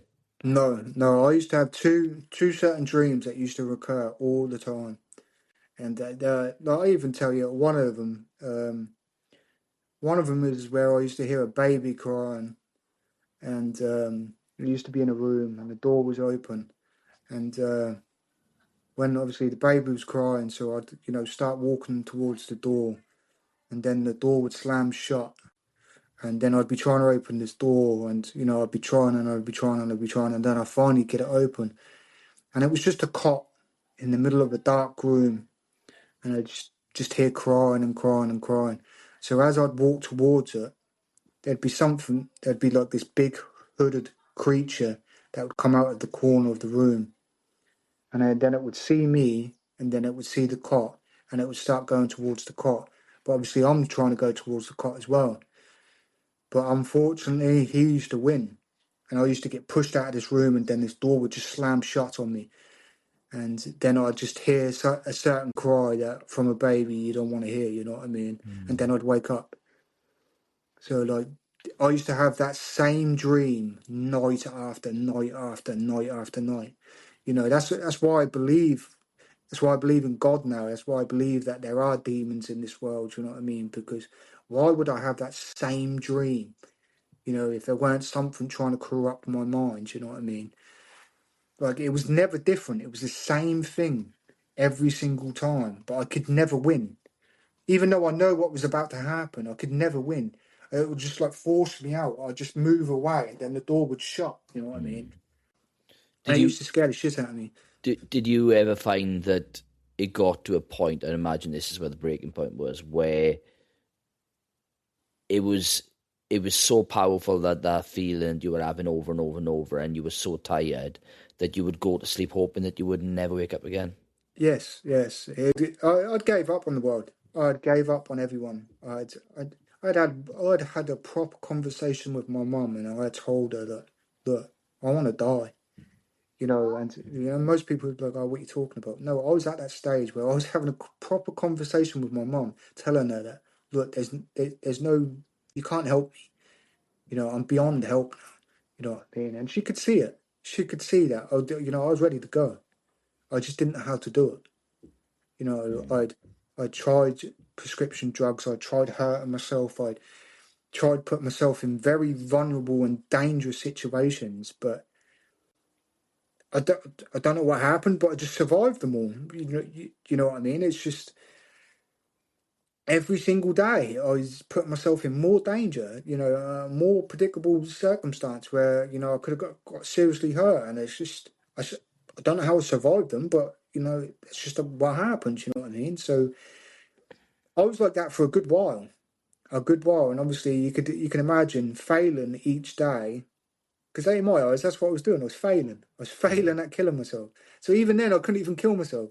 You know what I mean? So even the voices in my head were like, "You're fucking stupid, mate. You can't even kill yourself." You know what I mean?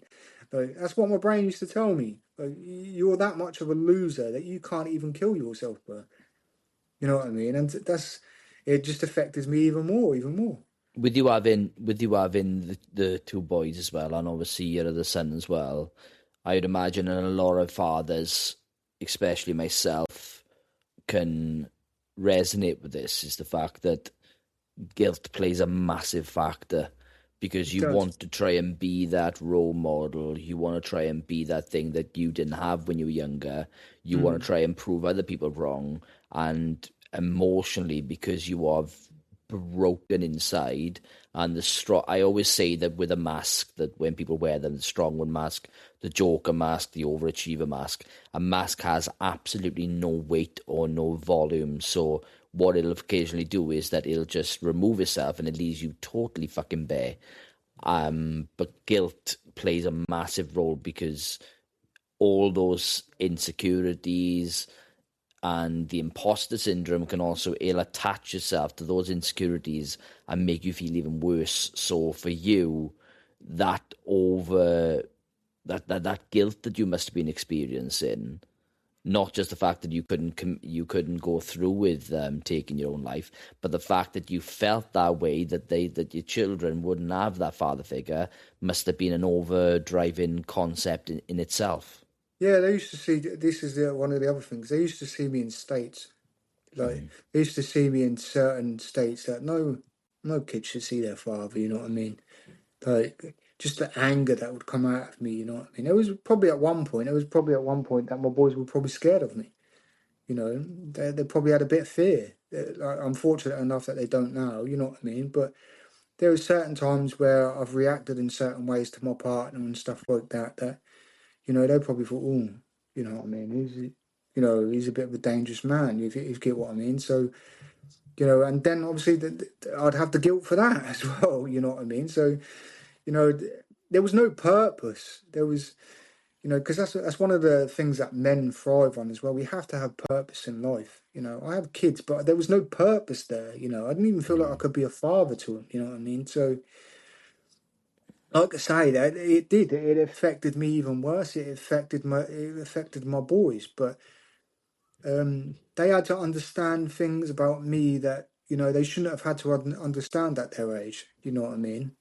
Like, and my youngest boy Charlie, he's very switched on with me now. You know what I mean? He's very aware of how I was and why I was the way I was and stuff like that, because he's seen it and I've had to explain it to him, and his mother's had to explain it to him. So, like, how could I put it? He knows stuff about me that you try to hide away from your kids, that you never want your kids to see. You know what I mean? But they've seen it. They've seen all of it. But I think that's not. I went back in 2018 where I was really, really ill, and I'd bought my tablets, and I think that's where I want to move into the next part, which is the turning point for you. But when I decided I wanted my life, I bought all the medication, Christmas Day out of all days, laid them all in there, popping 5 tablets, spitting them back out, popping 5 tablets, spitting them back out, and didn't have the courage to go through with it. But my kids prior to that had seen me lock myself outside because I was pacing back and forth. I'd shit and pissed myself at the bottom of my stairs because I became doubly incontinent. And even though my boys, like my youngest would have only been 4, so he didn't know, my middle son can kind of remember it, but my older son can. But they are all aware now that I have PTSD, I've had suicidal tendencies, I suffer my anxiety every single day, but because I've shown that weakness, it's made them better individuals because they are more emotionally aware of themselves and the fact that it's okay to be upset. Whereas I think if I'd been really kind of stoic in mine, I don't believe in crying, don't believe in being upset, I think their emotional understanding of others and themselves wouldn't have been there, and they probably would have struggled a hell of a lot more. Yes, yeah, it's definitely, and I think that was one of the turning points in my life is because I tried to go on antidepressants and everything like that. They were just affecting me in weird ways. But at that point, I was still smoking cannabis all the time. I weren't eating properly. I was taking other recreational drugs, going out partying, stuff like that. So I think the turning point for me is the fact that my ADHD and the way I am inclined is I like to educate myself. So throughout all that time, obviously, there was a lot of lonely nights. There was a lot of nights where I had nothing to do. So I'd educate myself on history, psychology,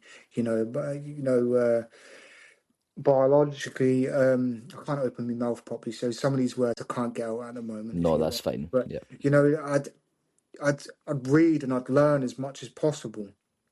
So my curiosity for these things is the thing that saved me. To be honest with you, is like I learned about so many different famous figures and like the way they were and the things that they had to go through and stuff like that. So although I didn't have anyone to talk to about these problems, I found solutions in other people's lives from learning from their lives. You know what I mean? So like that was probably one of the first saving graces I had, is that I was so curious about the world and about different cultures and the way different people tackle different things that you spend enough time like searching for something.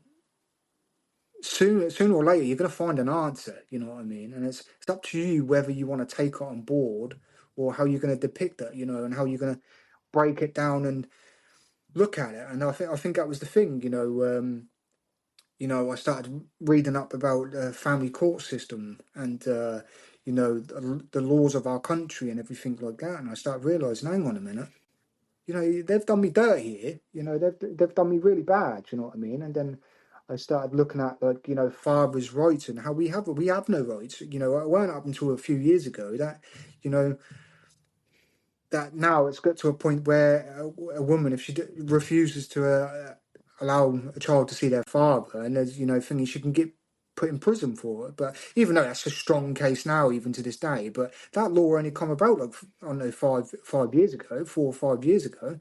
So beforehand, none of these laws were in place. So some of the guilt started to come off me, because I started realizing, hang on a minute, not all of this is my fault. You know what I mean?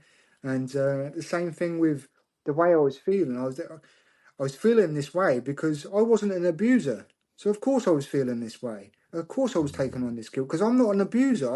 I'm not a narcissist. You know what I mean? So they're not things that would go over my head. You know what I mean? So like slowly started learning these things that, you know, of course I'm going to feel guilty because that's the way I am. I'm a nice person. As much as the world has depicted me to be a bad monster or whatever, or certain people have, no, that's not my life. You know, I've always tried to be nice to people.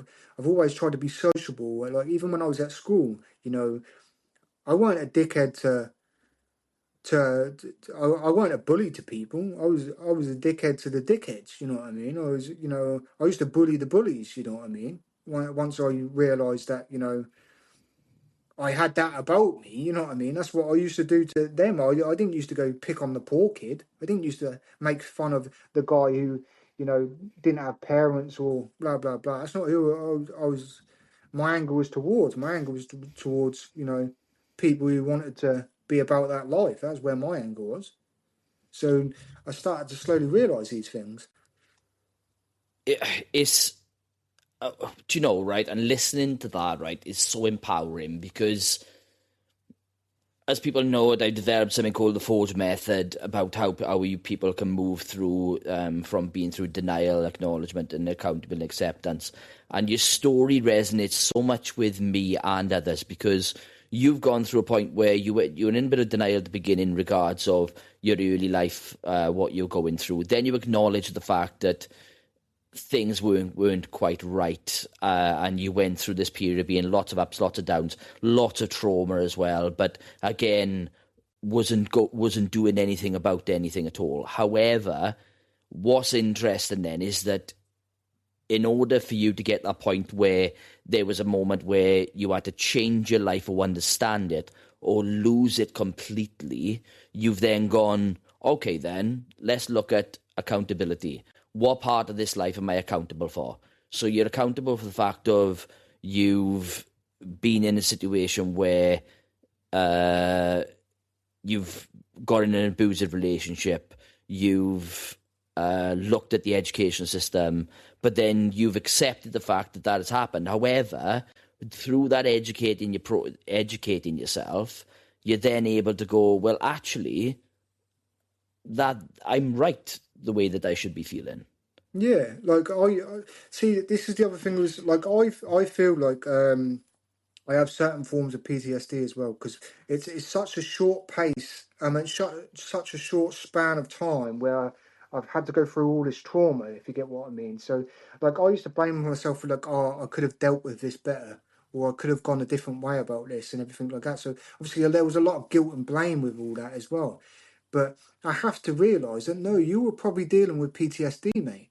You were so traumatically torn that, you know, yes, you could have gone a better way about it, but in that circumstance, there was no better way, mate. You dealt with it the way you had to deal with it, and you had to survive to get on with it. You know, there's no right or wrong answer to some of the circumstances that I went through. You know, there was just purely survival. That's all there was. You know, that's how I got through the day. Yes, I could have done something a bit better, or I could have stuck at this job a little bit more, and maybe I would have sorted myself out. But no, in that time, I was not well. You know what I mean? There was no yes or no right or wrong answer. There was just survival. That's all there was.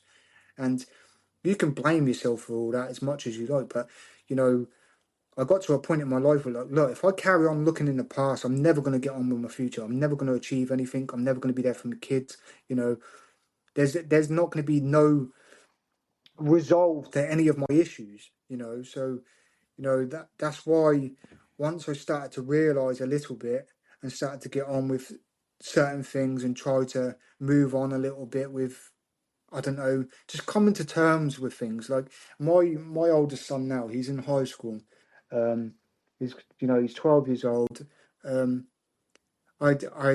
she'd stopped me from seeing him just after Christmas. Um, Over money issues yet again, and I just sat there and thought, like, right, I could argue this down. I could get in her life and turn up on her doorstep or whatever. I could go through the court cases or whatever. But my son has just gone to high school. You know, he's now making new friends. He's quite a short guy. He's gonna have his growth spurt just like me. His mom's quite really short as well. So he's got all these typical teenage boy problems to deal with. You know what I mean? What do I do now? Do I try to get myself, try to force myself into his life, or do I give him this year or so? Because it's only a year or so now that I did, I've only got to wait until he's 13 before, if I wanted to go back to court, they'll completely dust her away and be like, look, Harrison, what do you want? You know what I mean? So I can either, like I said, I can either try to get myself into his life, or I can just allow him to have this year, get used to high school, let him have his friends, let him just have a bit of normality. Because you got to understand is how much she used to be in his ear, telling him boom, boom, boom, this, that, and the other. You know what I mean? That, within his mind, he probably don't know what to think. He don't know what to do. He obviously he's a little boy. He's going to love his mother, isn't he? You know what I mean? He's not going to want to go against his mother, but he's also getting to that age now where he's going to start to realise things. So, do I want to conflict in his mind? Do I want to, panic him so much? What do I do?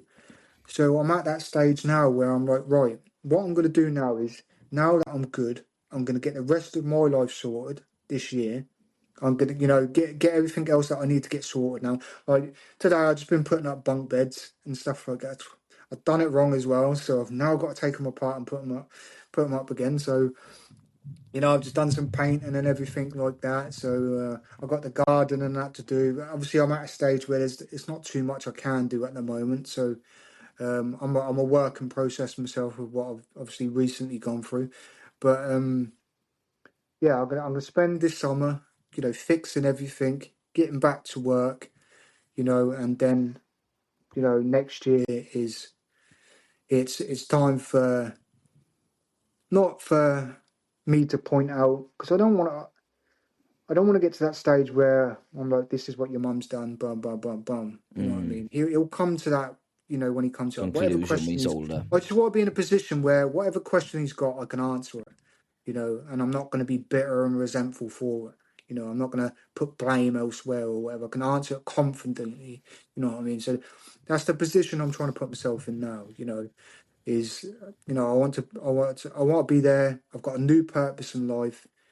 Like I say, it took some time. TikTok helped me, having the lads to talk to every single night while I was slowly coming off my addictions and everything like that. That really helped me.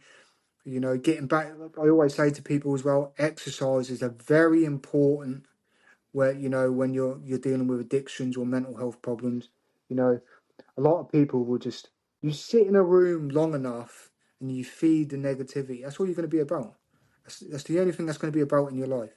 I don't care how much you weigh or whatever. Even if you can't, if you feel embarrassed about going to the gym, I had little press up boards and everything like that I got first before I even stepped into a gym again.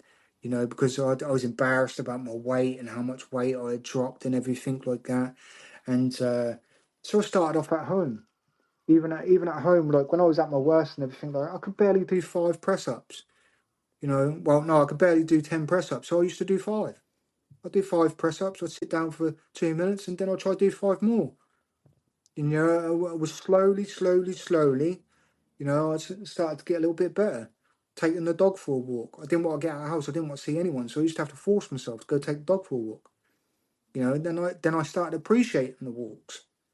It's all in small steps. You can't expect yourself to get better, just because you've said in your mind you want to get better today. It's not going to happen. It's it's step by step. You have to take it in small steps, and I don't care whatever it is you have to do, even if you can't fix your addiction at the moment, move on to a hobby that you can do, you know. So even if you are smoking or you are still, sniffing or drinking or whatever, find yourself 1 hour out of the day where you just go do something completely different to what you would normally do, and just allow that to slowly progress. That's all you can do. I think it's really good now because we're moving into the latter parts of the podcast, and I always try to look at where that person is now, and now they can reflect back on their life. So when you reflect back now on everything, do you see someone now who was broken, or do you see someone who was just trying to survive? I was broken. Yeah, there was no doubt about it. I was broken, but I also know that it was survival mode. There's a lot of different avenues I could have gone. I could have gone to prison for a lot of things. Like I say, I could have been dead through my own fault. So I have to take that all on board. As much as I can look at my past and see disgust and see, pain and all of that, I've also got to see survival. I've also got to see, the strength to keep going. I kept going, and I think that's very important because most of the time when you look in the past, you're always looking at the negatives. That's what you're always looking at, you know what I mean? But the past is the past for a reason. You managed to get to today, you know what I mean? So there's got to be some positive in there somewhere. You may not see it yourself, but as much as I hated myself, it taught me how to search for things. It taught me how to educate myself. It taught me that not all friends are really your friends. Not all family members are really your family members. It taught me to let go. It taught me to, find purpose in life. It took me years. This is 11 years on. And I'm now only at the stage where I feel like I can get on with my life and nothing can bother me anymore. You know what I mean? So, it took some time. It's not everyone can change their life within certain aspects. Certain people grow in different ways. Like they say, God gives its hardest work to its strongest soldiers.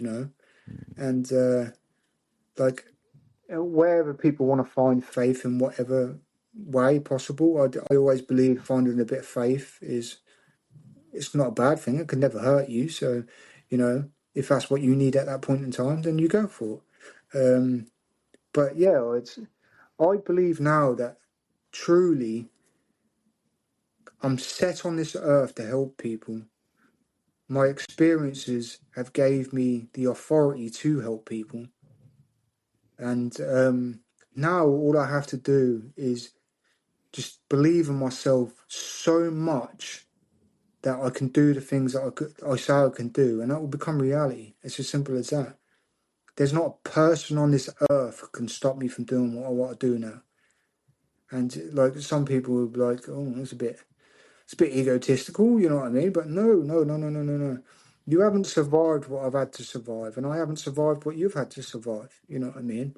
A lot of people are on different paths in life, but even though my path is a little bit different and it's took me down some directions I didn't want to go in, I've now got back to that main highway, and it's time to switch the gears up. It's time to get going, and that's what I want to do. It's incredible. It's to see what you've been through as a person, and most of even a small factor of what you've been through would destroy people. All right, would destroy them, and they would never come back from it. But the way that you have carried yourself through this podcast has been incredible, with the not just maturity but the emotional connection that you've done throughout with it as well. It's been an incredible experience just to be in the presence, to listen to how you talk about your life as well. And a lot of people will learn that, I would hope anyway from this, that you can go through some horrendous things and it's going to be incredibly tough. But it all comes down to the only person who can make that change and difference is you. And if Yeah, you, it has to start with you. Yeah, it yeah, has to. you've got to put those things in place. And before we kind of finish up on the part, I want to ask like two questions to kind of summarize everything. Okay, so the first question I want to ask is what you would say to someone who's listening now. So I want to imagine there's a man at the moment who feels that everything's against him. He's been through horrendous things, like he's losing control of himself and everything. But what would you want him to hear from you? I suppose the main part of it is you've got to understand, no matter what you're going through, no matter what you're saying to yourself within your mind, no matter what other people are saying to you, you're like, you've got worth in this life. You know what I mean? Like, there's a purpose for you in this life. I promise you that. You know, I am 35 years old, and it's took me until I was 35 to actually find purpose in life. You know, some people would be like, that's too, that's too much time spent or whatever. But you watch what I do within these next couple of years. I will do incredible things.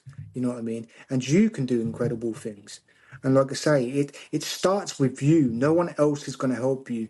And I'm not just saying this is the day you need to get up and strive and be a man or anything like that. No, this is the day you need to start loving yourself. You know, this is the thing that I used to hate myself. I used to hate the person I was.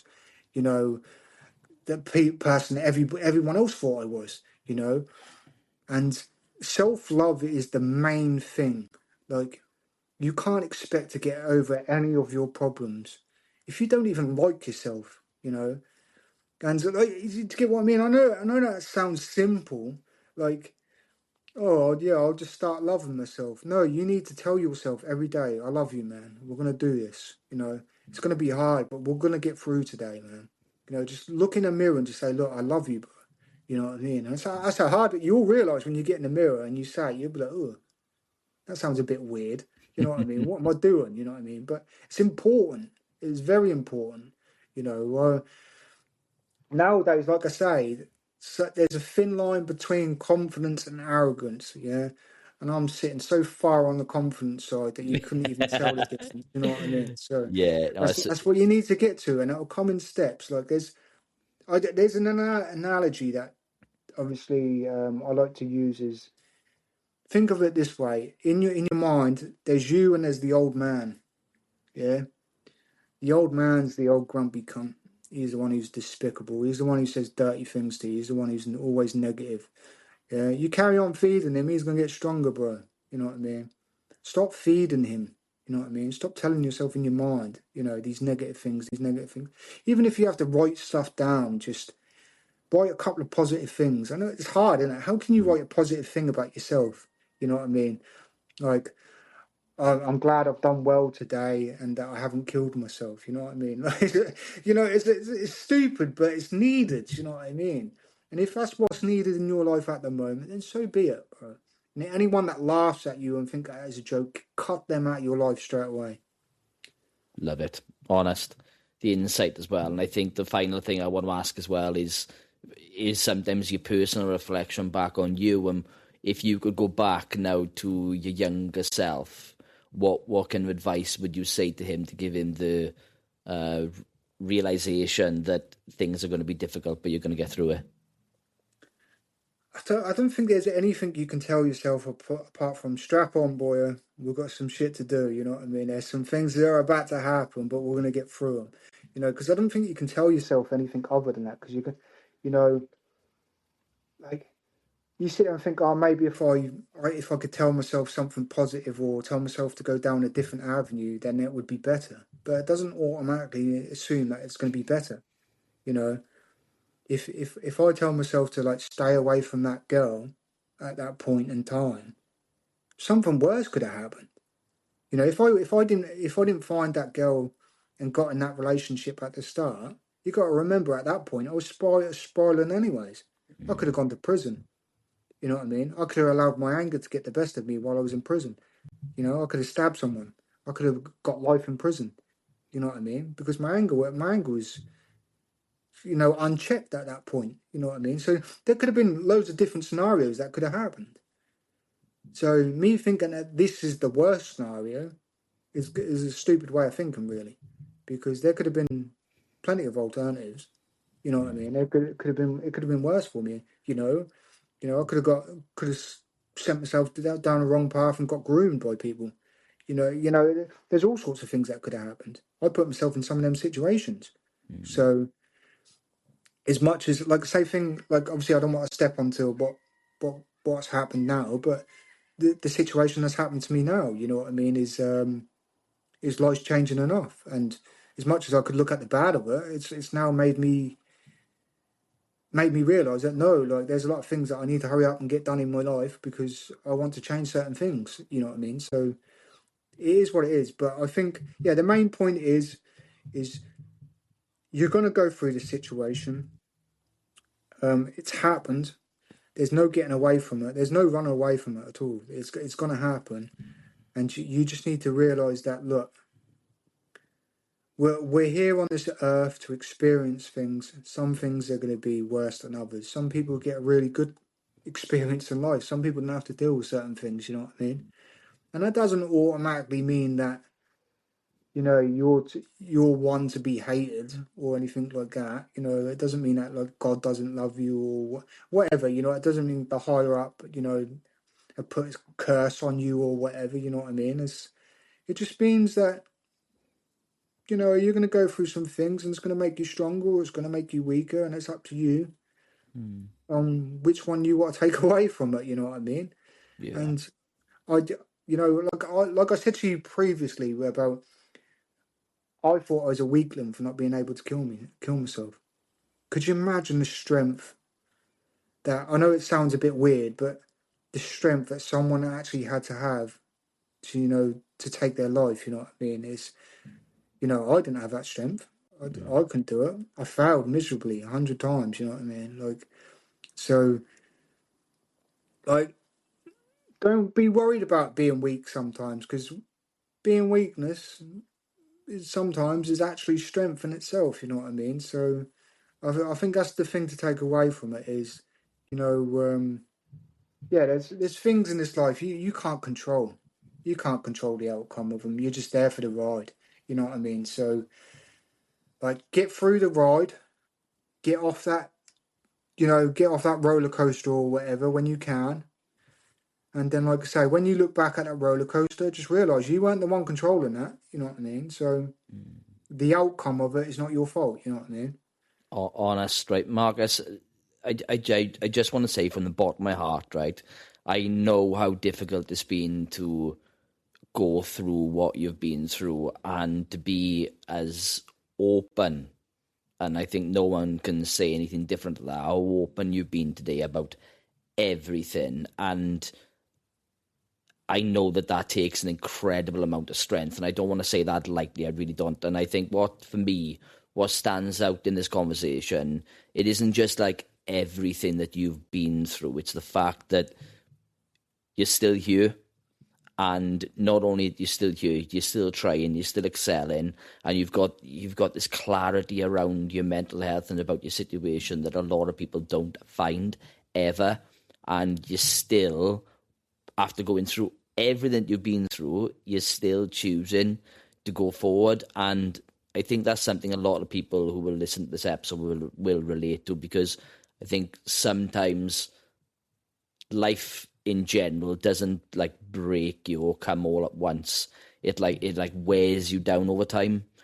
And when you're in that place, and I've been there in certain avenues and so have other people, it can feel like there's absolutely no way out. But what you've done today in this conversation is that even if you're in the middle of all that chaos and negativity, there is still a choice that can be taken.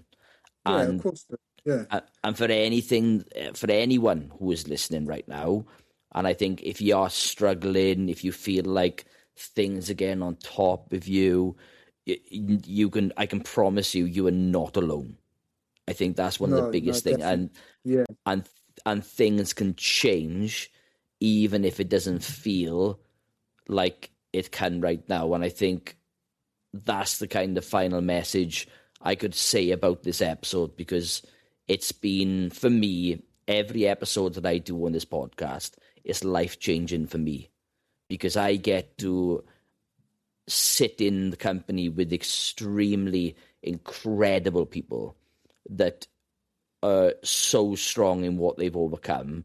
And I know everyone who listens to this gains strength and admiration for those who come on the podcast. And you're one of those people, Marcus. You're a role model to thousands of people.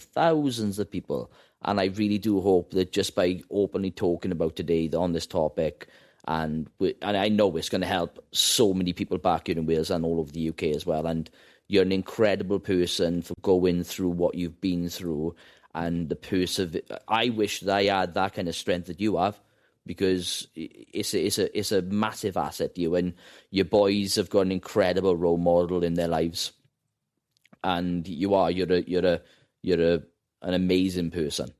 If I can help one person out, that's good enough for me. Like that, as simple as cut as that.